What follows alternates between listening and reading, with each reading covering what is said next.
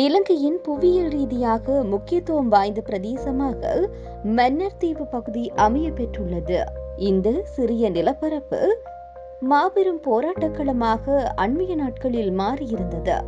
இது வெறும் நிலம் சார்ந்த பிரச்சினை அல்ல, ஒரு இனத்தின் வாழ்வாதாரம், இயற்கை சமநிலை மற்றும் இருப்பு குறித்த கேள்வி. மன்னார் நிலப்பரப்பில் அதிக அளவிலான கனிம வளங்கள் காணப்படுகின்றமை உறுதிப்படுத்தப்பட்டுள்ளது. இல்மனைட் கனிம வளம் மன்னார் நிலப்பரப்பில் அதிக அளவில் காணப்படுகின்றன. இல்மனைட்டை தவிர்த்து மேலும் பல்வேறு வகையான கனிம வளங்கள் காணப்படுவதாக ஆய்வுகளினூடாக நிரூபிக்கப்பட்டுள்ளது. மன்னார் நிலப்பரப்பில் சுமார் 6000 முதல் 8000 ஆண்டுகளுக்கு முன்னரான காலத்திலிருந்து இந்த கனிம வளங்கள் உருவாகியுள்ளதாக மன்னார் கனிம வளங்கள் தொடர்பில் ஆய்வுகளை நடத்திய ஆஸ்திரேலிய நிறுவனம் தெரிவித்திருந்தது. மேலும் இலங்கைக்கு வருடாந்தம் லட்சக்கணக்கான வெளிநாட்டு சுற்றுலா பறவைகள் வருகை தருகின்ற சூழ்நிலையில் அந்த பறவைகளின் பிரதான நுழைவாயிலாக மன்னார் பகுதி காணப்படுகின்றது. இவ்வாறு இலங்கைக்கு வருகை தருகின்ற வெளிநாட்டு சுற்றுலா பறவைகள் இலங்கையில் முட்டையிட்டு குஞ்சு பொரிக்கும் செயற்பாடுகளை முன்னெடுத்து மீண்டும் குஞ்சுகளை இலங்கையிலிருந்து தமது நாட்டிற்கு அழைத்து செல்வதாக சூழலியலாளர்கள் குறிப்பிடுகின்றனர். கடலால் சூழப்பட்ட இயற்கை வளங்கள் உள்ளிட்ட பல்வேறு சுற்றுலா தலங்களை மன்னார் மாவட்டம் கொண்டுள்ளது.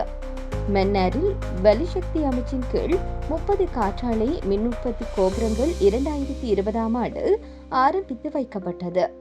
ஆசிய அபிவிருத்தி வங்கியின் 200 மில்லியன் அமெரிக்க டாலர் கடன் நிதி திட்டத்தின் கீழ் இந்த திட்டம் ஆரம்பித்து வைக்கப்பட்டது.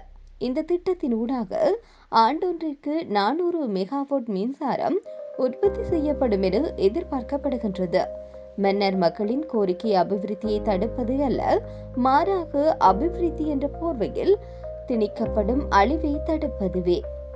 புதுப்பிக்கத்தக்க ஆற்றல் என்ற போர்வையில் ஏற்கனவே இங்கு காற்றாலைகள் நிறுவப்பட்டுள்ளது. அவற்றின் பாதிப்பை அனுபவித்த மக்கள் காற்றாலைக்கு எதிராக வீதியில் இறங்கியிருந்தனர். மொரட்டுவ பல்கலைக்கழகத்தின் ஆய்வுகளின்படி கதிர்காமம் போன்ற அதிக காற்று வீசும் பகுதிகள் இலங்கையில் இருக்கும் போது ஏன் மக்கள் வாழும் மன்னார் தீவு குறிவைக்கப்பட வேண்டும்? இதற்கு பின்னால் இருக்கும் அரசியல் என்ன? வெறும் 150 சதுர கிலோமீட்டருக்குள் 75,000 மக்கள் வாழும் இந்த ஒரு தீவில் ஒரு காற்றாலைக்கு மட்டும் 10 ஏக்கர் நிலம் சுவீகரிக்கப்படுகிறது.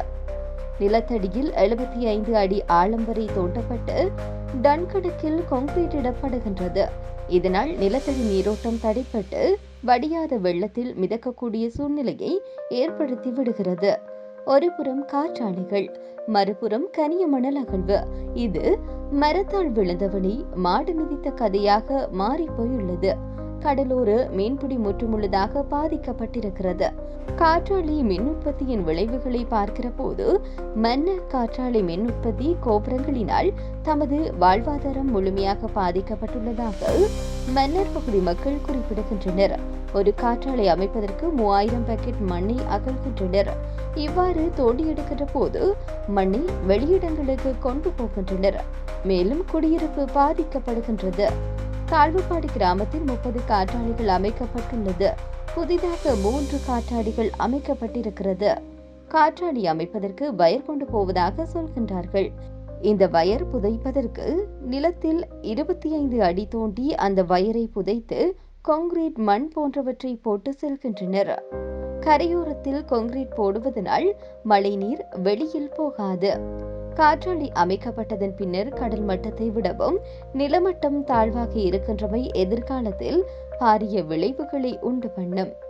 கடத்தொழிலையே வாழ்வாதாரமாக கொண்டவர்களுக்கு காற்றாலை அமைக்கப்பட்டதன் பிறகு முன்னர் இருந்த மீன்களின் தொகையும் இந்த காற்றாலை அமைக்கப்பட்டதன் பின்னர் இருக்கின்ற மீன்களின் தொகையும் மிக குறைவு. காடுகள் அழிக்கப்படுகின்றன. இதனூடாக ஆயிரக்கணக்கான பனைகள் போன்ற இயற்கை வளங்கள் அழிக்கப்படுகின்றது.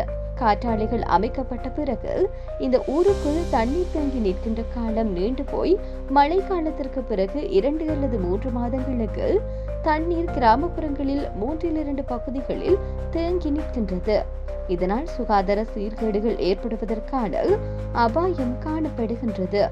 மன்னார் மாவட்டத்திற்கு ஏற்பட்டுள்ள மிகப்பெரிய அச்சுறுத்தலாக இந்த இல்மனைட் அகழ்வு காணப்படுகின்றது. மன்னார் மாவட்டத்தின் அதிர்ஷ்டம் அல்லது துரதிர்ஷ்டம் என்பது மன்னார் மாவட்டத்தில் மிக குறைந்த செலவோடு மிக செறிவான இல்மனைட் பெறக்கூடிய நிலைமைகள் காணப்படுகின்றது. இலங்கையின் மற்றைய பகுதிகளிலும் உதாரணமாக மாணிக்ககங்கை, கொம்புக்கநோயா, புல்மோட்டை பகுதிகளிலும் இந்த இல்மனைட் காணப்பட்டாலும் கூட இந்த பிரதேசங்களில் இந்த இல்மனைட் எடுப்பதற்கான செலவுடன் ஒப்பிடும் போது மன்னார் மாவட்டத்தினுடைய இல்மனைட் அகழ்வு என்பது மிகவும் செலவு குறைந்தது. அத்தோடு இவற்றில் சில கனிமங்கள் காணப்படுகின்றது. ஒரு தொன் மணல் அகழப்பட்டால் அந்த மணலில் குறிப்பிட்ட அளவு மணல் மட்டுமே மீண்டும் பயன்படுத்த முடியாத மணலாக காணப்படும். பெரிய அளவிலானவை கனிம மணலாக காணப்படுகின்றன. மன்னார் மாவட்டம் கடற்பரப்பிலிருந்து குறைந்த மட்டத்திலேயே காணப்படுகின்றது. இந்த கனிம மணல் அகழ்வின் ஊடாக மேலும் பரப்பளவு குறைக்கப்பட்டு குறிப்பிட்ட காலத்தில் மன்னார் கடலுக்குள் மூழ்கின்ற நிலைமை காணப்படுகின்றது.